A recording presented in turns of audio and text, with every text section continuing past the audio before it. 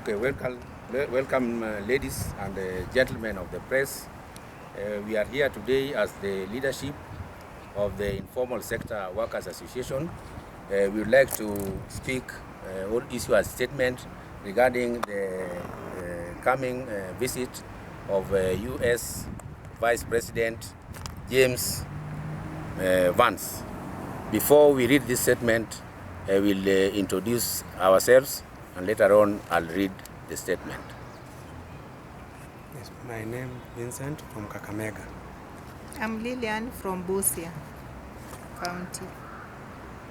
I'm David from Siaya County. I'm David from Homabay County. Tom from Migori. I'm Bedi from Machakos. I'm Frederick from Tanzania. I am Ali from Mojale. I'm Monica from Vihiga. Frederick from Nandi County. JP from Nairobi. Okay, thank you very much for the introductions. We are going to issue a statement regarding the visit of U.S. Vice President James David, who is expected in Kenya by early December this year. The Informal Sector Workers Association of Kenya notes with keen interest the planned visit of the United States Vice President J.D. Vance to Kenya later this month. This high-level visit is a clear demonstration of Kenya's growing strategic importance in East Africa and offers a vital opportunity to deepen Kenya-US economic, trade, and development cooperation in a way that directly benefits the ordinary Kenyans, especially the millions of workers in the informal economy. On the significance of this visit, the Vice President Vance visit is expected to focus on strengthening trade, investment, and security cooperation between Kenya and the United States. With the expiry of the African Growth and Opportunity Act, commonly referred to as AGOA, which had provided thousands of jobs in the textile, agriculture, and small-scale manufacturing, Kenya must now negotiate a new framework that ensures inclusive benefits for both nations. The informal sector, which contributes nearly 80% of employment and over one-third of Kenya's GDP, welcomes this engagement as a timely chance, which shall enable us to do the following. One, the visit will attract new U.S. investments in small-scale manufacturing, technology, green energy, and value addition. The visit will also expand market access for Kenyan products, such as apparel, crafts, agro-processed goods, and farm produce. It will also support skills transfer and digital innovation for micro and small enterprises. Another factor which we shall be concerned about this visit will include ISWAK recognizes that renewed trade ties could translate into tangible benefits for millions of ordinary citizens if implemented inclusively. This includes job creation through renewed export-oriented industries and local manufacturing. It will also market linkages for informal traders, artisans, and farmers supplying US-backed projects.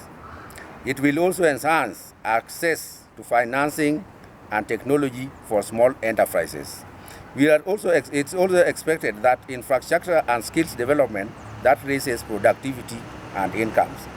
Such outcomes, however, must be grounded in fair labor practices and deliberate inclusion of women, youth, and persons with disability in the new economic opportunities. the key gaps and concerns as the U.S. Vice President visits Kenya. While welcoming the visit, Informal Sector Workers Association of Kenya cautions that many informal sector workers have historically been left out of major trade and investment frameworks. Without clear mechanisms for participation, the benefits of new U.S. investments risk being captured by a few large corporations. ISWAK therefore calls for 1. Structured engagement between government, U.S. investors, and informal worker organizations to ensure inclusive project design. 2. Fair labor standards, decent wages, and protection from exploitation in new industries. 3. Transparency in trade negotiations, especially regarding AGOA successor arrangement and its impact on small producers. On upholding human rights and democratic freedoms, we, as Kenyans, as we head towards the 2027 general elections, the Informal Sector Workers Association urges both the Kenya and U.S. governments to place human rights, good governance, and freedom of association at the center of bilateral relations. Economic progress cannot thrive in an environment where democratic space is shrinking or where activists and workers face intimidation. The association calls for the United States to use its partnership influence to encourage accountability, anti-corruption reforms, and protection of civic freedoms, ensuring that economic cooperation is matched by respect for human dignity. Our call to action. The Informal Sector Workers Association of Kenya calls on the government to 1. The government of Kenya to include informal representatives in future U.S.-Kenya trade and investment discussions. 2. The U.S. delegation to prioritize small businesses support, fair trade access, and social protection programs in any new memorandum of understanding. All development partners to align their interventions with Kenya's informal economy realities, where innovation, resilience, and a community enterprise drive national growth. In conclusion, ladies and gentlemen, the visit of U.S. Vice President James David Vance presents a rare opportunity to redefine Kenya-U.S. relations towards a people-centered partnership that values inclusion, rights, and shared prosperity. We stand ready to collaborate with both governments, the private sector, and development partners to ensure that no Kenyan is left behind in this new phase of engagement. Thank you.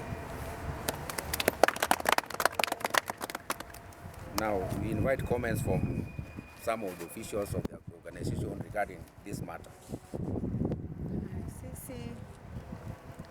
Sisi kusema kweli kama wakulima wadogo ama wanabiashara wadogo hapa chini, wakati hii visit inakuja ya Vice President wa America David, tunaomba tu watukumbuke kwa vile kama kawaida visit kama hiyo inabaki pale juu kwa watu wale wako na biashara kubwa. Sisi watu wa biashara ndogo hapa chini huwa hatutambuliki. Tunaomba tu kama kutakuwa na mazuri pale juu, pia sisi tukumbukwe hapa chini, itufikie. Kama wanaweza kutupatia vitu kama grant hivi, tujisaidie nayo. Kuna wale wanafanya biashara ndogo kama welding, biashara ndogo kama hata kuuza samaki hapa chini. Sisi tunaomba tu watukumbuke pia sisi tupate hizo pesa tuendeleze biashara yetu, asibaki tu pale juu.